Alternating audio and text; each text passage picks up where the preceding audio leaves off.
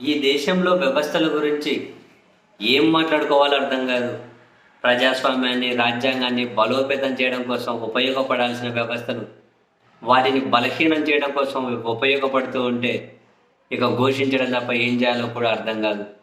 మరీ ముఖ్యంగా ఈ మధ్య కాలంలో జ్యుడిషియరీ చుట్టూ ఎంత పెద్ద చర్చ జరుగుతుందో, అండ్ ఎన్నికల వ్యవస్థ చుట్టూ ఎంత పెద్ద చర్చ జరుగుతుందో మనం చూస్తూనే ఉన్నాం.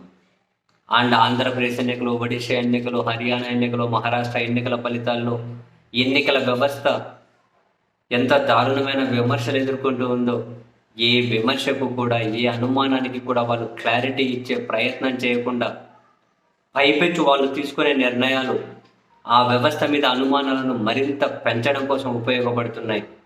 దానికి వాళ్ళు ఏమీ మొహమాటగానే పడట్లేదు. అనుమానాలు పెరిగితే పెరిగిన ఎవరు చేసేది ఏముందిలే మనల్ని అని చెప్పి అనుకుంటున్నారు. తాజాగా హర్యానా ఎన్నికల ఫలితాల మీద ఎంత పెద్ద చర్చ జరిగినా చూసాం, ఎన్ని అనుమానాలు బయటకు వచ్చాయో చూసాం. మహారాష్ట్ర ఎన్నికల ఫలితాల మీద అంటే అంతకుముందు జరిగిన హర్యానా ఎన్నికల ఫలితాల మీద అంతే కదా. కోర్టులలో కేసులు, కాంగ్రెస్ వాళ్ళు, ఎలక్షన్ కమిషన్ కలిసి ఇవన్నీ ఉంటాయి కదా. ఈ క్రమంలో మహమ్మద్ ప్రాచా అనే వ్యక్తి ఇందులో డెఫినెట్లీ గోల్మాల్ జరిగినాయని చెప్పి ఆయన ఏం చేశారు, ఈ హర్యానా ఎన్నికలకు సంబంధించి అన్ని రికార్డులు, వీడియో ఫుటేజ్ల దగ్గర నుండి, అంటే ఇట్స్ అన్ అఫీషియల్ అట, అవి షేర్ చేయాలట, చేయొచ్చట పౌరులకి. ఒక చట్టం ప్రకారం నిబంధనలు ఉన్నాయట. సో దాని ప్రకారం నాకు ఈ రికార్డులు కావాలి అని చెప్పి ఆయన అడిగారు. So that I can prove అని. రికార్డులు కావాలి అని చెప్పి ఆయన అడిగితే అక్కడ అధికారులు ఇవ్వలేరు. ఇవ్వకపోతే ఆయన హైకోర్టుకి వెళ్ళారు. హర్యానా పంజాబ్ ఉమ్మడి హైకోర్టు ఉంటుంది కదా, హైకోర్టుకి వెళ్ళారు. హైకోర్టుకి వెళ్తే హైకోర్టు ఆదేశాలు ఇచ్చింది, డెఫినెట్లీ ఇవ్వాల్సిందే, వీడియో ఫుటేజ్లు ఇవ్వాలి, మిగిలిన పత్రాలు ఇవ్వాలి, ఎన్నికలకు సంబంధించి ఆయనకి ఇవ్వండి అని చెప్పి ఎన్నికల కమిషన్ని ఆదేశించింది. అప్పుడు ఎన్నికల కమిషన్ ఏం చేసింది, ఇంత టూ మచ్ అబ్బా. ఎన్నికల కమిషన్ ఏం చేసింది, ఉన్న పలంగా నిబంధనలు మార్చారట.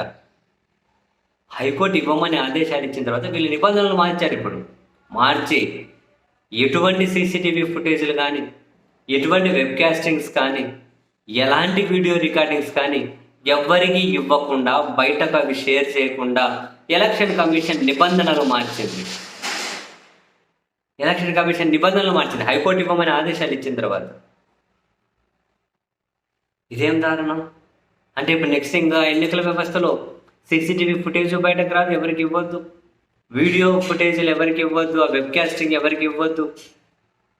మరి ఇంకేం వ్యవస్థ? ఇప్పటికే తీవ్ర విమర్శలు, ఇంక అన్నీ మూసిపెట్టేస్తారంట, బయటకి ఏం తెలియదు.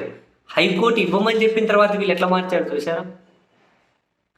దీని మీద జయరాం రమేష్ తీవ్రంగా స్పందించారు, కాంగ్రెస్ పార్టీ. దీని మీద మేము రాజ్యాంగపరంగా ఫైట్ చేస్తాం, న్యాయస్థానాలకు వెళ్తాం, వాళ్ళు మేము జోక్యం చేసుకోము అంటారు. ఇంక చేయగలిగేది ఏముంది, మేము జోక్యం చేసుకోము అంటారు. ఇంకా జుట్టు పిక్కోవాలి, ఒకరి జుట్టు ఒకరు పట్టుకొని పిక్కోవాలి, ఒకరు వచ్చి ఒకరు పిక్కోవాలి. ఏం చేసేది ఉంటారు ఇంకా. ఎలక్షన్ కమిషను, ఎన్నికల వ్యవస్థ ఈ విధంగా ప్రవర్తించుకుంటూ ఉంటే ఎవరి విధంగా చేసేది ఏముంది, ఏం చేద్దాం బా. అరే నిపాసుల అనుమానాలు వస్తున్నప్పుడు నివృత్తి చేయాల్సిన చోట అనుమానాలను మరింత పెంచుకుంటూ ఎవరు మనల్ని చేపికేది ఏంది అన్నది వాళ్ళు ఫీల్ కావచ్చు.